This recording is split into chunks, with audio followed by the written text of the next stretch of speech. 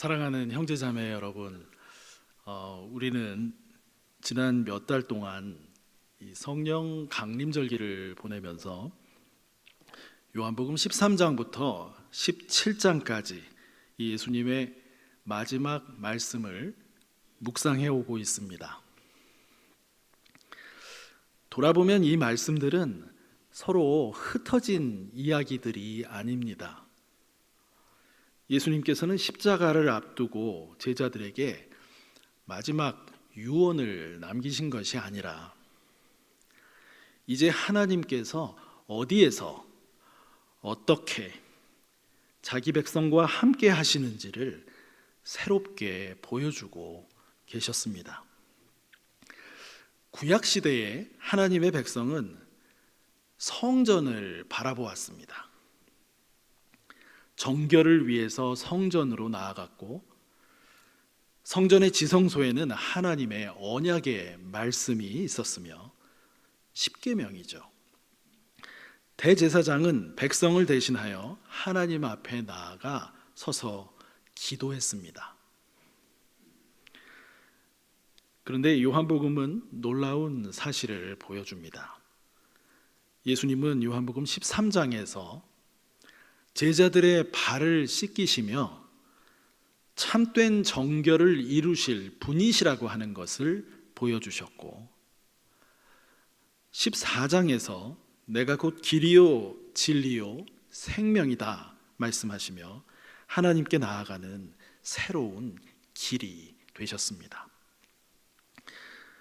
또한 예수님께서 아버지께로 가시면 성령을 보내주실 것을 약속하셨고, 그 성령은 예수님이 하신 말씀을 생각나게 하실 것이라 말씀하셨습니다.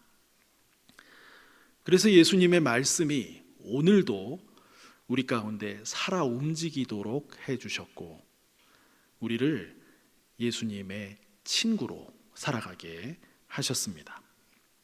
여러분, 이 모든 말씀은 결국 하나를 가리킵니다. 예수님 자신이 하나님께서 우리 가운데 거하시는 새로운 성전이 되셨다는 것입니다. 이제 우리는 예수님 안에서 하나님의 임재를 경험하게 되었습니다. 오늘 본문은 그 이야기의 어쩌면 절정입니다. 제자들과 우리의 질문은 이것이었습니다. 예수님께서 아버지께로 돌아가시면 하나님의 임재도 끝나는 것일까요? 제자들은 그렇게 생각했습니다. 예수님께서 떠나신다는 말씀에 그들의 마음에는 근심이 가득했습니다. 모든 것을 의지하던 스승을 잃는다고 생각했기 때문입니다. 그런데 바로 그때 예수님은 뜻밖의 말씀을 이렇게 하십니다. 내가 떠나가는 것이 너희에게 유익이라. 참 이해하기 어려운 말씀입니다. 우리는 유익이라고 하면 건강이 회복되거나 문제가 해결되고 삶이 조금 더 편안해지는 것을 먼저 떠올리게 되지요. 그러나 오늘 예수님은 우리가 생각하는 유익과 하나님께서 말씀하시는 유익이 얼마나 다른지를 가르쳐 주십니다. 오늘 말씀은 성령께서 우리에게 주시는 참된 유익이 무엇인지를 보여줍니다. 첫 번째입니다. 성령은 예수님의 임재를 계속 누리게 하십니다. 예수님은 제자들에게 말씀하십니다. 5절과 6절입니다. 지금 내가 나를 보내신 이에게로 가는데 너희 중에서 나더러 어디로 가는지 묻는 자가 없고 도리어 근심이 너희 마음에 가득하였다. 여러분, 이 말씀을 읽으면 조금 의아합니다. 베드로도 요한복음 13장 정확히는 36절에서 주여 어디로 가시나이까? 라고 물었었고요. 도마도 14장에서 주여 어디로 가시는지 우리가 알지 못하거늘 하면서 물었었습니다. 그런데 왜 예수님은 내가 어디로 가는지 묻는 자가 없다고 말씀하셨을까요? 예수님의 뜻은 제자들에게 이런 질문이 없었다는 말이 아닙니다. 제자들의 관심이 예수님께서 어디로 가시는가, 이제 하나님의 구원 계획은 어떻게 되는 것인가 보다 이제 우리는, 제자들은 어떻게 되는가, 거기에 머물러 있었다는 것입니다. 근심이 그들의 눈을 가리고 있었습니다. 여러분, 우리도 그렇지 않습니까? 삶이 흔들리기 시작하면 하나님의 계획보다 내 문제가 먼저 보이고 하나님의 약속보다 내 불안이 더 크게 보이기 시작합니다. 제자들의 상황이 바로 그러했습니다. 그런데 예수님은 그런 제자들에게 이렇게 말씀하십니다.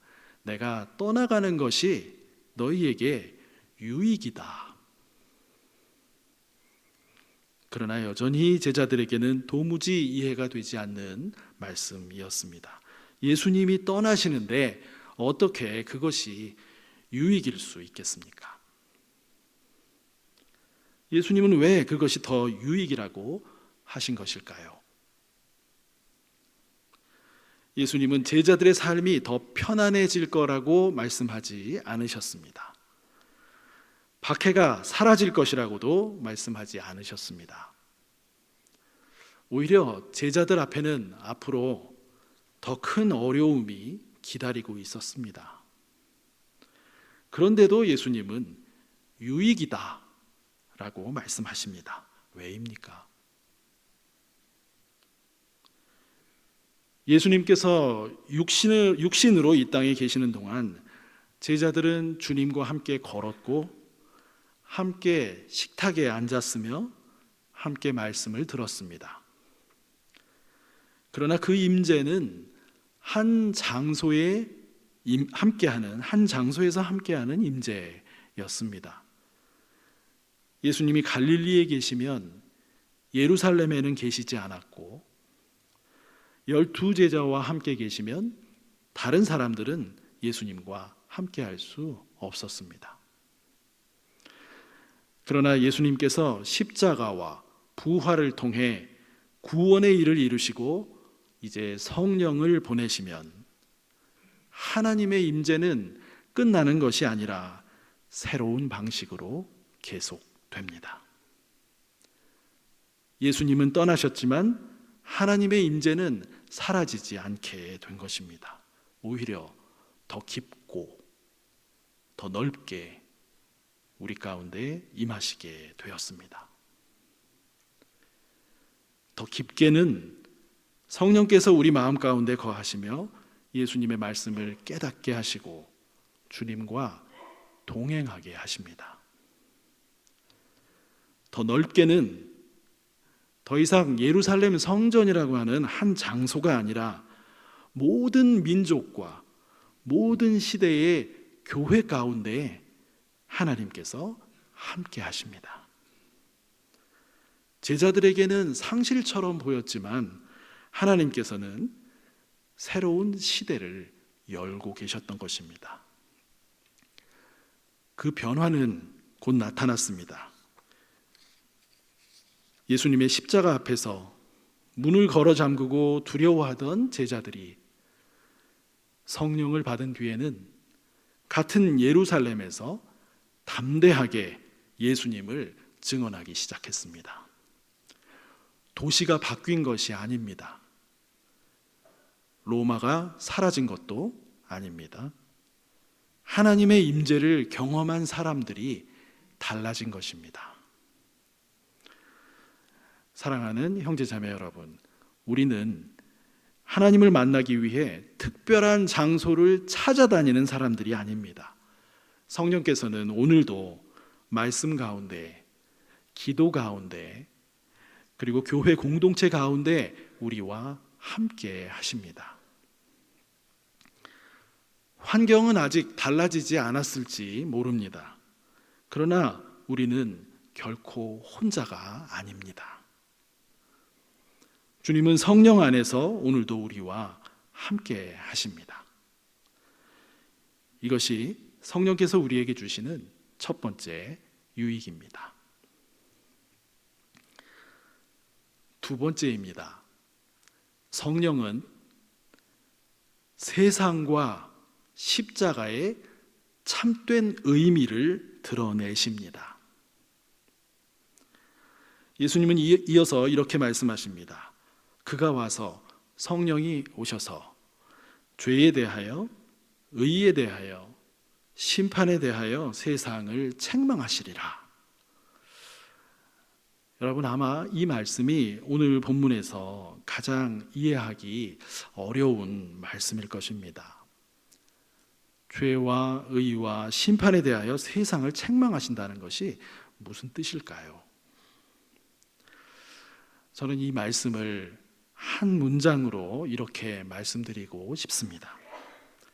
성령께서는 세상과 십자가의 참된 의미를 드러내시는 분이십니다. 예수님께서 십자가에 달리셨을 때 세상은 이미 판결을 내렸습니다. 어떻게요? 예수는 실패했다. 예수는 하나님께 버림받았다. 예수의 길은 이것으로 끝났다. 십자가는 세상이 내린 최종 판결처럼 보였습니다. 그러나 하나님께서는 전혀 다른 판결을 내리셨습니다.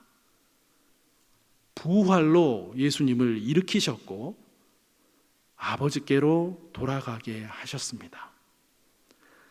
세상이 틀렸고 예수님이 옳으셨다는 것을 선언하신 것입니다. 성령께서는 바로 그 하나님의 판결을 우리에게 밝혀주시는 분입니다.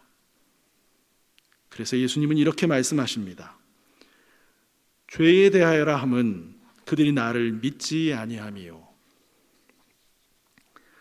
세상은 예수님을 죄인이라고 생각했습니다. 그러나 하나님께서 보시는 가장 큰 죄는 오히려 예수님을 거부하고 믿지 않은 것이었습니다. 예수님은 또 말씀하십니다. 의에 대하여라 함은 내가 아버지께로 가니 너희가 다시 나를 보지 못함이요.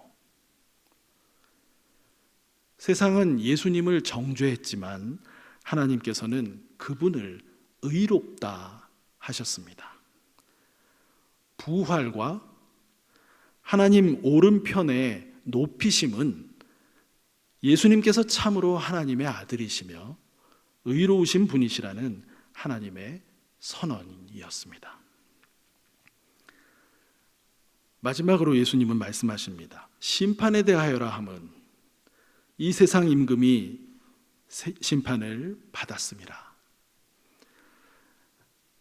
겉으로 보기에는 십자가에서 심판받은 분은 예수님이셨습니다.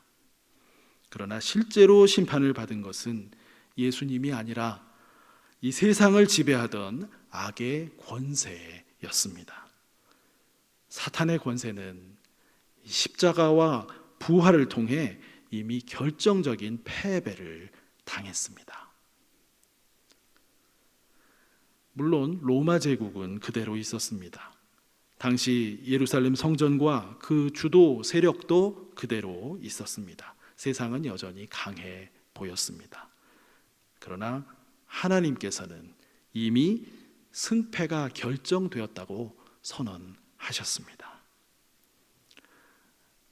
사랑하는 여러분, 십자가 아래 서 있던 사람들은 모두 예수님의 길이 끝났다고 생각했습니다. 그러나 하나님께서는 바로 그 십자가에서 하나님의 새 시대를 열고 계셨습니다. 이것이 성령께서 우리에게 보여주시는 참된 현실입니다. 오늘도 우리는 끊임없이 세상이 내리는 판결 속에서 살아갑니다. 오늘도 세상은 우리에게 이렇게 말합니다. 이겨야 하지 않겠니? 손해보면 안 되지. 용서하면 바보야. 십자가로는 세상을 살아갈 수 없어. 우리는 살아가다 보면 정말 그렇게 느껴질 때가 있습니다. 정직하게 살면 손해를 보는 것 같고, 용서하면 지는 것 같고, 섬기면 이용당하는 것처럼 느껴질 때가 있습니다. 그러나 바로 그때 성령께서는 다른 현실을 보여주십니다. 십자가는 실패가 아니라 하나님의 무한하신 사랑입니다. 섬김은 약함이 아니라 하나님의 능력입니다. 용서는 패배가 아니라 새로운 생명이 시작되는 길입니다. 성령께서는 현실을 외면하게 하지 않으십니다. 고난을 없는 것처럼 말씀하지도 않으십니다. 성령은 오히려 같은 현실을 하나님의 눈으로 바라보게 하십니다. 눈에 보이는 성공과 실패보다 하나님께서 이미 시작하신 새 창조의 현실을 보게 하십니다. 그래서 우리는 세상이 내리는 이 판결이 아니라 하나님께서 내리시는 판결을 따라 살아가는 사람들이 됩니다. 이것이 성령께서 우리에게 주시는 두 번째 유익입니다. 마지막 세 번째입니다. 성령은 우리로 예수님의 사명을 이어가게 하십니다. 예수님은 본문에서 마지막으로 이렇게 말씀하십니다.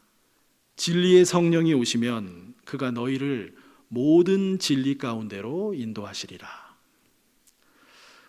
여러분, 이 말씀도 자주 오해됩니다. 이 모든 진리를, 모든 지식을 알게 된다는 뜻으로 생각하기 쉽습니다. 그러나 예수님께서 말씀하시는 진리는 단순한 정보나 지식이 아닙니다. 요한복음에서 진리는 예수님 안에서 드러난 하나님의 계시이며 예수님의 말씀이고 예수님 자신입니다.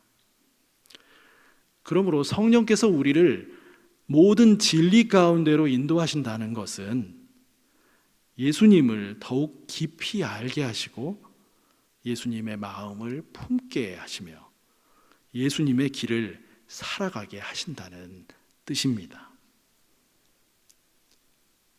그래서 예수님은 이어서 말씀하십니다. 그가, 성령이 내 영광을 나타내리니. 여러분, 이 한마디가 성령의 사역을 가장 잘 설명해 줍니다. 성령은 언제나 예수님을 드러내십니다. 예수님의 말씀을 기억나게 하시고 예수님의 뜻을 깨닫게 하시며 마침내 예수님께서 하시던 일을 우리 삶 속에서 계속 이어가게 하십니다. 생각해보면 요한복음 13장부터 지금까지의 이 말씀도 모두 그 길을 가리키고 있었습니다. 예수님은 제자들의 발을 씻기시며 섬김의 삶으로 부르셨고 그들을 종이 아니라 친구로 불러주시며 서로 사랑하는 공동체로 세우셨습니다. 이제 성령을 보내셔서 그들이 세상 속에서 예수님의 사명, 곧 이 하나님의 사랑과 이 하나님의 나라를 세상에 전하는 일을 이어가도록 하십니다. 사랑하는 형제자매 여러분, 성령께서는 우리를 교회 안에만 머물게 하지 않으십니다. 예배를 마치면 다시 가정으로, 다시 일터로, 다시 학교와 세상으로 보내십니다. 그리고 그 자리에서 예수님께서 하셨던 일을 우리도 계속하게 하십니다. 용서하기 어려운 사람에게 먼저 손을 내미는 사람, 상처 입은 사람의 이야기를 끝까지 들어주는 사람, 손해를 감수하더라도 정직을 선택하는 사람, 갈등 속에서도 화해를 시작해보는 사람, 낙심한 사람을 다시 일으켜 세우는 사람. 성령께서는 지금도 우리를 그런 사람으로 빚어 가십니다. 예수님께서 떠나신 뒤에도 세상은 그대로였습니다. 로마는 여전히 강했고 박해도 계속되었습니다. 그러나 한 가지는 분명히 달라졌습니다. 사람이 달라졌습니다. 십자가 앞에서는 예수님을 3번 부인했던 베드로가 사도행전을 보면 성령을 받은 뒤에는 예루살렘 한 복판에서 같은 예수님을 담대히 전합니다. 두려움은 담대함으로, 숨음은 증언으로 바뀌었습니다. 환경이 먼저 바뀐 것이 아닙니다. 성령께서 사람을 바꾸셨습니다. 사랑하는 여러분, 오늘도 하나님께서는 우리를 먼저 다른 환경으로 부르시는 것이 아니라 다른 사람으로 부르십니다. 같은 가정에서 살아가지만, 같은 직장에서 일하지만, 같은 세상을 살아가지만 더 이상 같은 사람이 아닙니다. 예수님의 임재를 신뢰하고 하나님의 시선으로 세상을 바라보며 예수님의 길을 선택하는 사람, 그런 사람이 성령께서 오늘도 빚어가시는 사람입니다. 이것이 성령께서 우리에게 주시는 유익입니다. 여러분, 이번 주 중에는 광복절을 맞이합니다. 다시 자유를 누리게 된 역사를 감사히 우리가 기억하며, 또 우리가 누리는 이 자유가 서로를 살리고 정의와 평화를 이루는 그런 자유로 다음 세대에도 계속해서 아름답게 이어져 가기를 소망합니다. 형제자매 여러분, 우리의 현실은 쉽게 달라지지 않을 수 있습니다. 그러나 성령께서는 오늘도 그 현실 속에서 우리를 새롭게 하십니다. 그러므로 이번 한 주도 눈에 보이는 현실만 바라보며 살아가지 마십시오. 성령께서 열어주시는 하나님의 더 큰 현실을 바라보십시오. 세상은 쉽게 달라지지 않을지 모릅니다. 그러나 성령께서는 오늘도 사람을 변화시키십니다. 그리고 하나님께서는 그렇게 변화된 사람들을 통해 지금도 세상을 조금씩 새롭게 하십니다. 그리고 온전히 새롭게 하실 것입니다. 성령 안에서 하나님의 임재를 드러내는 사람, 바로 그 사람이 성령이 주시는 유익을 누리며 살아가는 사람입니다.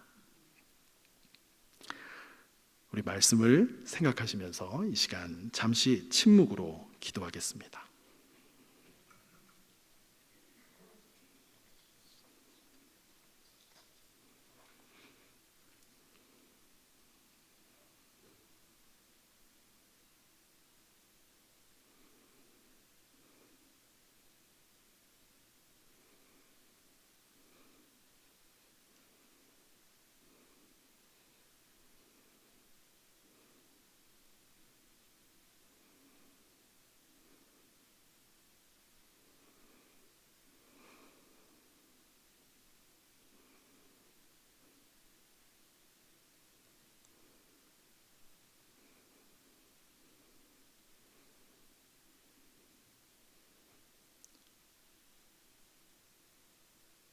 하나님 아버지, 성령께서 오늘도 우리와 함께 하심을 감사합니다. 어떤 현실 속에서도 우리가 혼자가 아님을 기억하게 하시고 세상의 판단보다 하나님의 판단을 신뢰하게 하시며 예수님께서 걸어가신 사랑과 섬김의 길을 우리의 가정과 일터와 사회 속에서 드러내며 살아가게 하옵소서. 예수 그리스도의 십자가를 통하여 하나님의 새 시대를 열어주신 은혜에 감사드리며 예수님의 이름으로 기도드립니다. 아멘.